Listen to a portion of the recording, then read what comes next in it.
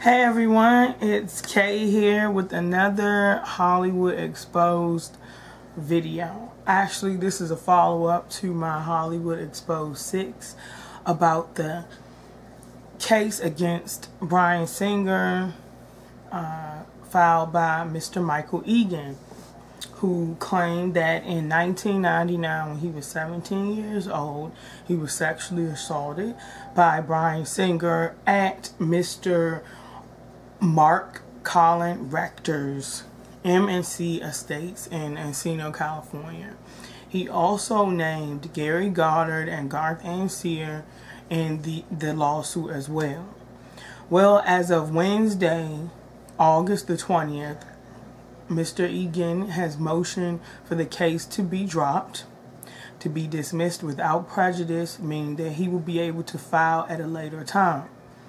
Bryan Singer and his attorneys want the case to be dismissed with prejudice so that all the costs and fees associated with filing this frivolous lawsuit that is damaging would cause Mr. Egan to pay costs and fees.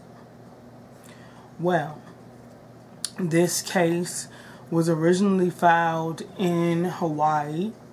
The statute of limitations had passed, but because it was a sex abuse case, there was a special law that allowed for it to continue with federal court in Hawaii. So, in June, there was reported $100,000 settlement that Mr.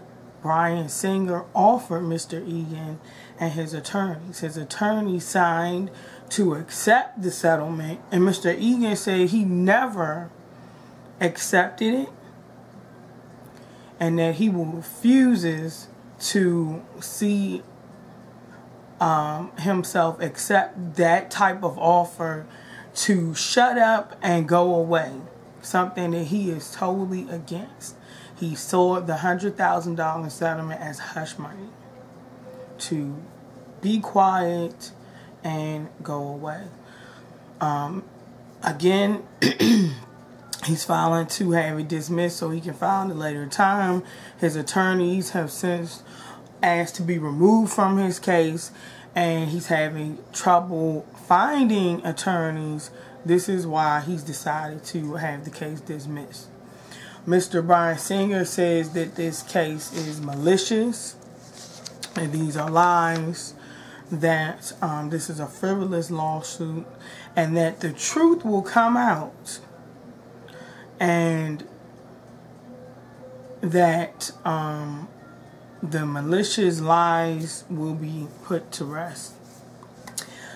I must say that Mr. Bryan Singer has not been charged with anything. There's not been any physical evidence brought in a criminal case against him. This is solely a civil lawsuit Mr. Egan has filed to seek damages in the case. This is very serious. And it's very sad. If Mr. Singer did not do these things that he's accused of, it's very sad that Mr. Egan would come against him and be that malicious to make up lies. And if Mr. Singer did do these things, then he is a very wicked man, and he should not be around young men under 18. Young boys, teens, older teens, whatever you want to call it. Young people should not be around him. Young men in particular. Because obviously he would have an attraction to younger teens. And that would definitely be someone who has the mind of a predator. So, what do you think about this case? It's very serious. This is not the first time Mr. Singer's been accused of sexual abuse. A minor who was 14 at the time also said he was sexually abused back in 1997. So apparently there's something going on with Mr. Singer and the way he treats these young men that he has come in contact with for acting jobs and that sort of thing, that they feel uncomfortable enough that they would even file these cases against him in the first place. A lot of people think that Mr. Egan just filed this case to get money because X-Men Days of Future Past was coming out back in April when this lawsuit was filed. Well, it was coming out in May, right after this lawsuit was filed. And he was just seeking money. But for him to have filed in 1999 at the age of 17, bring it to the attention of the authorities, he and his mom did not get any kind of response, no action, came about in the case. And so years later, after he tried to bury it, he decided to file the case again. He's since dropped all lawsuits against the other men in the case. I also like to report that Mark Collins Rector was arrested for transporting minor boys over state lines. So he was arrested for that. What do you think? This is very serious. Are you still going to be an X-Men fan? Because even if Mr. Singer did not do these acts, his reputation is ruined pretty much.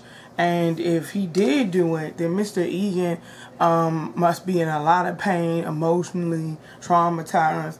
I pray that the truth does come out.